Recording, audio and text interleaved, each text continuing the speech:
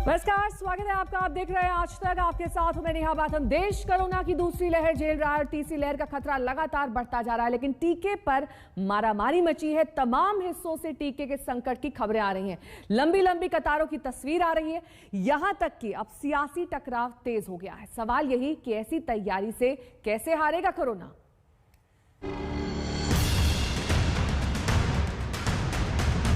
बाहर खड़े थे 8:15 बजे से, अभी तक हमारा नंबर नहीं आया है। यहाँ पे लोग जो है 12 से 1 बजे वाले भी लगे हुए हैं, बिजनेस वाले या कोई भी जॉब वाले, वो क्या करें? ये तो बड़ा पूरा टोटली मिसमैनेजमेंट है। यहाँ पे भीड़ अथाह है, कोई पता नहीं कब नंबर आएगा। No point standing over here. Just see the social distancing. What are we supposed to go back home?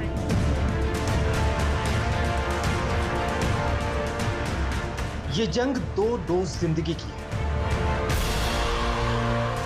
पूरा देश वैक्सीन को लेकर बेचैन है।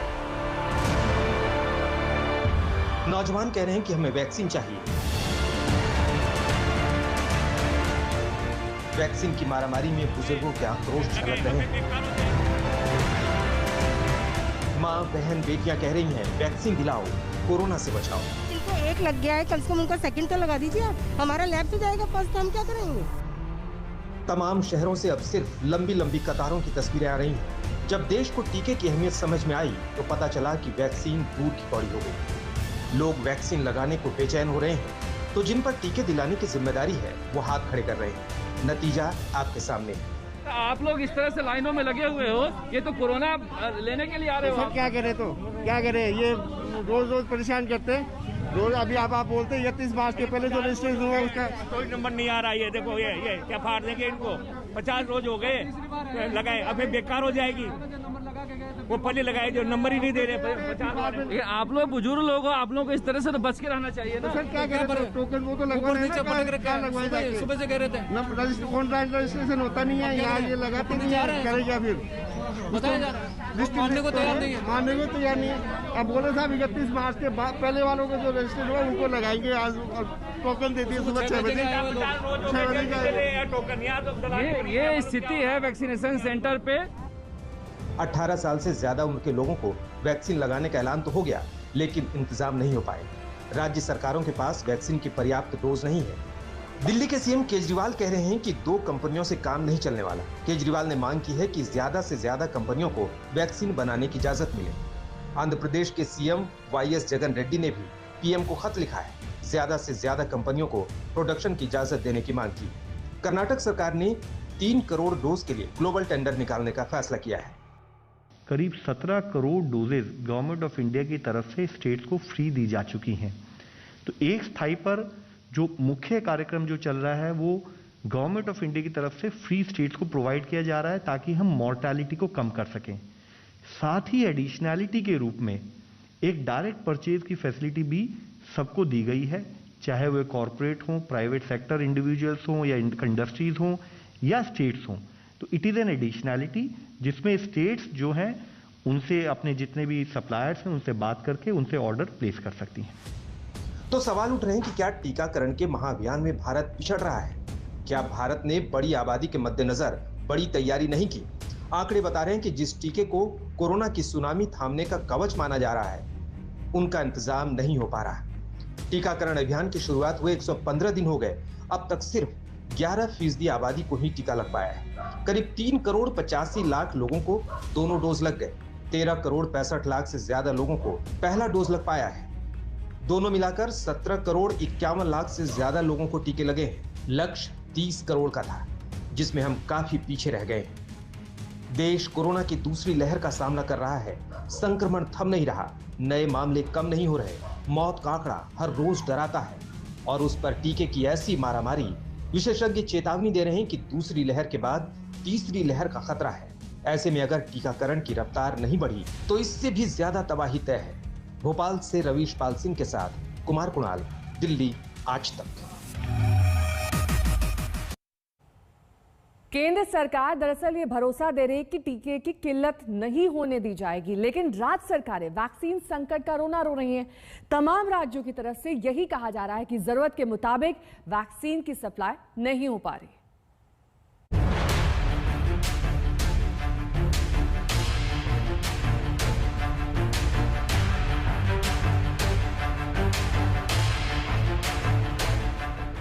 कोरोना की सबसे ज्यादा मार झेलने वाले महाराष्ट्र में भी वैक्सीन का अकाल पड़ा है। वैक्सीन सेंटर में लोगों की कतारें हैं और वैक्सीन बेहद कम। इस वक्त हम मुंबई के बीकेसी वैक्सीनेशन सेंटर के बाहर मौजूद है। ये देश का सबसे बड़ा वैक्सीनेशन सेंटर है। यहाँ पर रोजाना 10,000 से ज्यादा लोगों को वैक्सीनेशन लग सकती है, लेकिन फिलहाल पिछले कई दिनों से हालत ऐसे है कि कुछ ही लोगों को वैक्सीन दी जा रही है। वैक्सीनेशन की बहुत ज्यादा शॉर्टेज है। मध्य प्रदेश की राजधानी भोपाल में भी लगातार हंगामा मचा है, क्योंकि शहर में भी वैक्सीन का संकट लगातार गहरा रहा है। वैक्सीन सेंटर आकर लोगों को निराशा हाथ लगती है तो उनका गुस्सा फूट पड़ता है। एक तरीके से देखा जाए तो सोशल डिस्टेंसिंग की धज्जियां पूरी तरीके से वैक्सीनेशन केंद्रों पर उड़ रही हैं। हम भोपाल के एक वीआईपी इलाके में इस वक्त मौजूद है, जहां पर ये वैक्सीनेशन सेंटर बना है। अंदर एंट्री नहीं दे रहे, जबकि ताला लगा के रखा हुआ है। अंदर जगह भी तो, स्पेस भी तो पड़ा हुआ है ना, अंदर एंट्री देना चाहिए इनको। 8 बजे से हम यहाँ पे आए हैं और अभी बोल रहे हैं कि 42 ईयर्स होगा तभी आपको वैक्सीन मिलेगी। हमारा 40 हुआ है अभी हम 8 बजे से यहाँ खड़े हैं, अभी क्या निकल जाओ। अगर आप देखें तो इस पूरी लाइन में कई सीनियर सिटीजन भी हैं जो खड़े हुए हैं, इसी बाहर सड़क पे धूप में महिलाएं भी हैं। अब दूसरी जो सबसे बड़ी समस्या है वो ये कि इस वैक्सीनेशन सेंटर पर केवल 500 वैक्सीन उपलब्ध है। मध्य प्रदेश में जो वैक्सीनेशन की स्थिति है, वैक्सीन की उपलब्धता है, वो बेहद सीमित है। मध्य प्रदेश के ज्यादातर टीका केंद्रों का एक जैसा हाल है। टीकाकरण केंद्र खुलते तो हैं, लेकिन उन पर वैक्सीन खत्म होने का नोटिस चस्पा हो जाता है। एक तरफ टीकाकरण केंद्रों पर हंगामा मचा है, वहीं राज्य सरकार दावा कर रही है कि वैक्सीन का पर्याप्त स्टॉक है। सरकार की माने तो प्रदेश में अब तक करीब 87 लाख लोगों को वैक्सीन लगाई जा चुकी है। 18 से 44 साल के लिए करीब 1 लाख वैक्सीन की डोज मौजूद है। इसके अलावा 13 लाख वैक्सीन आने वाली है। 45 साल से ऊपर वालों के लिए 9 लाख वैक्सीन की डोज उपलब्ध है। हमारे यहाँ बहुत अच्छे से वैक्सीनेशन प्रोग्राम को हमने निष्पादित किया है। मैं मोदी जी को भी बहुत बधाई दूंगा कि उन्होंने बहुत साइंटिफिक तरीके से वैक्सीनेशन प्रोग्राम को मध्य प्रदेश में डिज़ाइन किया और शिवराज सिंह चौहान जी के नेतृत्व में हमारी सरकार भी अच्छे से वैक्सीनेशन प्रोग्राम को कर रही है। यदि हम फ्रंट लाइन वर्कर की बात करें, हेल्थ जो वर्कर हैं उनकी बात करें, तो पहला डोज हमारा लगभग 4,33,000 लोगों को हमने वैक्सीन प्रोग्राम से जोड़ा और सेकंड डोज में हमने 3,26,000, टोटल मिलाकर 7,60,000 हमारे हेल्थ वर्कर को हमने वैक्सीन लगाया। टीके की कमी से तमाम राज्य जूझ रहे हैं। 2 दिन पहले तक किस राज्य के पास वैक्सीन की कितनी डोज बची थी, उसका जरा आंकड़ा देख लीजिए। 10 मई को उत्तर प्रदेश के पास वैक्सीन की 12,71,000 डोज बची थी। गुजरात के पास टीके की 10,40,000 डोज बची थी। महाराष्ट्र में 7,18,000 डोज बची थी। दिल्ली के पास 4,44,000 डोज बची थी। पंजाब के पास 2,54,000। तो राजस्थान के पास 10 मई तक सिर्फ 1,20,000 डोज बची थी। जम्मू कश्मीर के सिर्फ 2 जिलों में 10 केंद्रों पर 18 साल से ऊपर की उम्र वालों का टीकाकरण शुरू हुआ था। उसमें से भी जम्मू में सिर्फ एक ही सेंटर पर टीके लग रहे हैं। लोगों को स्लॉट ही नहीं मिल रहे हैं। तो आप देख सकते हैं यहाँ पर जो लोग आए हैं आज यहाँ पर वैक्सीनेशन के लिए, काफ़ी जो है ये लकी है क्योंकि इनका स्लॉट बुक हुआ है। और जम्मू में जो है भारी संख्या में जो युवा वर्ग के लोग हैं काफ़ी परेशान हैं क्योंकि बार बार वो कोविन पर जाते हैं और उनका स्लॉट बुक नहीं हो पाता है। दरअसल यहाँ पर जम्मू कश्मीर में जो है 2 जिलों में ही जो है अभी 18 वर्ष के अधिक आयु के लोगों को टीका लगाया जा रहा है, जम्मू ज़िले में और श्रीनगर ज़िले में। और जो ये 18 वर्ष के अधिक आयु के जो लोग हैं इनको जो है कोवैक्सीन लगाया जा रहा है, ना कि कोविशील्ड। यही हाल पंजाब का है। यहाँ तमाम टीकाकरण केंद्रों पर लोगों की कतारें लग रही हैं, लेकिन राज्य में टीके का ही अकाल पड़ा हुआ है। हाँ, स्टॉक तो गवर्नमेंट को भेजा हुआ है हमने लिख के। स्टॉक की काफ़ी उसकी कमी है, स्टॉक तो हमारे पास ज़्यादा नहीं है। सरकार ये मानती है कि कोरोना के कहर से बचने के लिए सबसे कारगर उपाय तो टीके लगवाना ही है, लेकिन तमाम राज्यों में टीके की कमी एक बड़ी सच्चाई है और चुनौती भी। भोपाल से रवीश पाल सिंह, जम्मू से सुनील जी भट्ट के साथ कुमार कुणाल, दिल्ली, आज तक। भारत का दरअसल ये वैक्सीन संकट हैरान करने वाला है। जिस देश ने काफी पहले टीका बनाने में कामयाबी हासिल करी, जिसने दूसरे देशों को टीका भेजा, वहां टीके का संकट कहां से आया, चूक कहां हुई है? पूरे अपने राज्य में टीका उत्सव मना सकते हैं। जिस टीके को लेकर प्रधानमंत्री नरेंद्र मोदी इतने उत्साहित थे, वो मिशन कैसे पीछे रह गया? जिस टीके को पीएम मोदी रक्षा कवच बताते रहे, उसे जमीन तक उतारने में कहां चूक हो गई? क्या फैसले लेने में देरी की वजह से टीका अभियान सुस्त पड़ा? क्या टीके के प्रोडक्शन और खरीद में सरकार ने देरी की? क्या विदेशों में टीका भेजने का फैसला गलत साबित हुआ? आपकी टेक्नोलॉजी तो लोकल हो सकती है, लेकिन साइंस जो है वो यूनिवर्सल है। साइंस का जो बेनिफिट है वो पूरी मानवता को मिलना ये आवश्यक है। लोगों को जो वैक्सीन देना है वैज्ञानिक दृष्टि से जरूरी, उसको किसी भी प्रकार से कॉम्प्रोमाइज करके हम दुनिया के लोगों को वैक्सीन नहीं दे रहे, लेकिन एक हम आदर्श एक बैलेंस जो है वो उसको मेंटेन कर रहे हैं। सरकार दावा कर रही है कि टीके की कोई किल्लत नहीं। सरकार कह रही है कि राज्यों के पास अब भी टीके का स्टॉक है, लेकिन खुद सरकार के आंकड़े कह रहे हैं कि टीके की उपलब्धता को लेकर जो चुस्ती दिखनी चाहिए उसमें चूक हुई। केंद्र सरकार ने भारत बायोटेक को 8 करोड़ डोज का ऑर्डर दिया। सप्लाई हुआ 1 crore 88 lakh. Serum institute of India को 26 करोड़ 60 लाख डोज का ऑर्डर दिया गया। सप्लाई हुआ 14 करोड़ 34 लाख डोज। यानी कि डिमांड और सप्लाई के बीच लंबी खाई है, जिसका खामियाजा आम लोगों को भुगतना पड़ रहा है। अब तो उंगलियां वैक्सीन कूटनीति के तहत दूसरे देशों को भेजे गए टीके पर भी उठ रहे हैं। भारत ने ब्रिटेन को 50 लाख, ब्राजील को 40 लाख, बांग्लादेश को 1 करोड़ 3 लाख, दक्षिण अफ्रीका को 10 लाख, सऊदी अरब को 45 लाख, कनाडा को 5 लाख वैक्सीन की सप्लाई की। करीब 6 करोड़ 63 लाख वैक्सीन विदेश भेजे गए। कहा जा रहा है कि यह कूटनीति देश पर भारी पड़ गई। ये तो तय है कि कोरोना से बचना है तो टीकाकरण अभियान की रफ्तार बढ़ानी होगी। जब तक टीका नहीं, तब तक देश सुरक्षित नहीं। ये कैसे होगा, इस बारे में सरकार को सोचना है। आज तक ब्यूरो। वैक्सीन के लिए दरअसल इतनी मारामारी है क्योंकि लोग इसकी अहमियत को समझ गए हैं। इंग्लैंड में हुई एक स्टडी के मुताबिक पुणे के सीरम इंस्टीट्यूट में बन रही कोविशील्ड की सिंगल डोज को इतना प्रभावी बताया गया कि इससे मौत का खतरा 80% तक कम हो जाता है। भारत में सबसे ज्यादा कोविशील्ड ही लगाई जा रही है।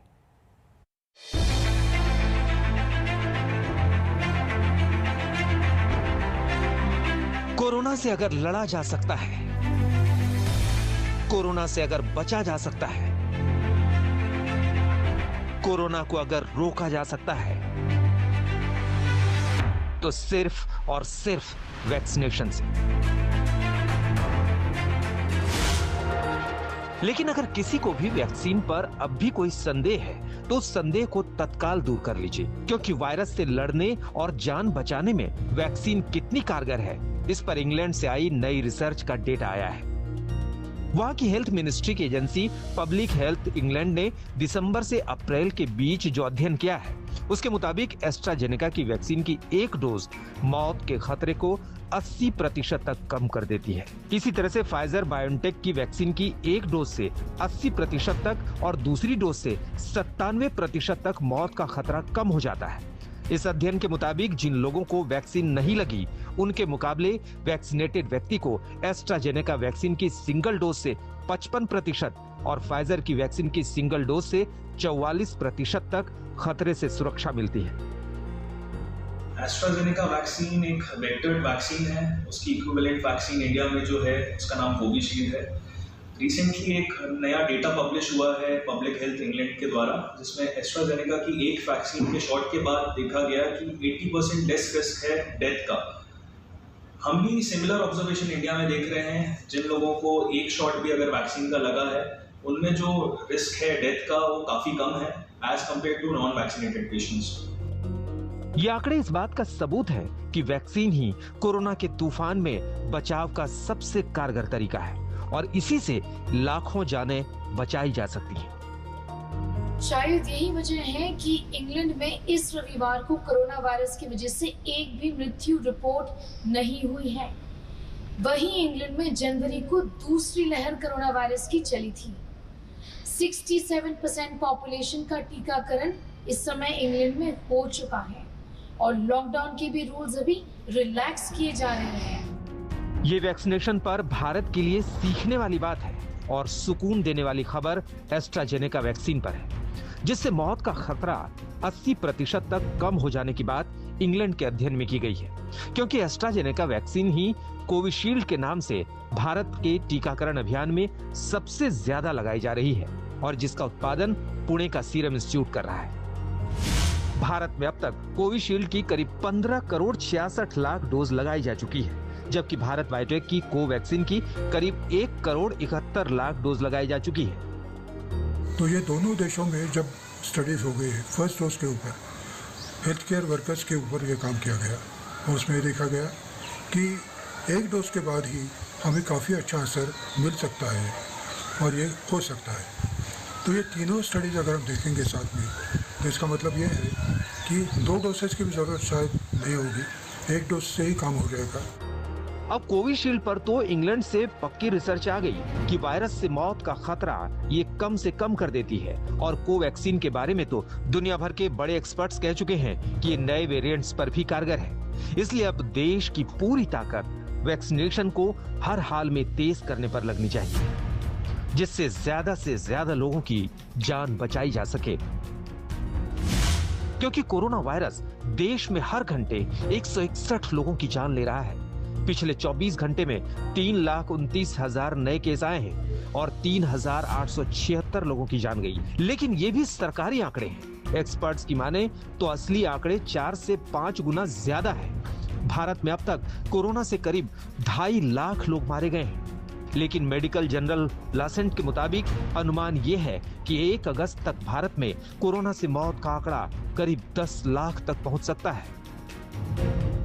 इन बातों को किसी दूसरे चश्मे से नहीं देखना चाहिए। ये देश के लिए चिंताजनक बात है। इसे हर हाल में गंभीरता से लेना ही होगा।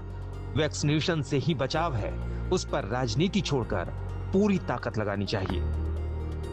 आज तक ब्यूरो। देश भर में तीसरी लहर का खतरा मंडरा रहा है, लेकिन टीके का संकट अब भी बना हुआ है। तमाम राज्यों से टीके की किल्लत की खबरें आ रही हैं। दिल्ली के सीएम अरविंद केजरीवाल ने कल प्रधानमंत्री नरेंद्र मोदी को खत लिखकर वैक्सीन का प्रोडक्शन बढ़ाने की मांग की है। आंध्र प्रदेश के सीएम वाईएस जगन रेड्डी ने भी पीएम को खत लिखा है और वैक्सीन की किल्लत के बारे में जानकारी दी। 6 अलग अलग शहरों की तस्वीर आप देख सकते हैं। वही सूरत हाल, लंबी लाइन, वैक्सीन के लिए लोग कतार में हैं और जब तक उनका कई बार नंबर आता है, वैक्सीन ही खत्म हो जाती है।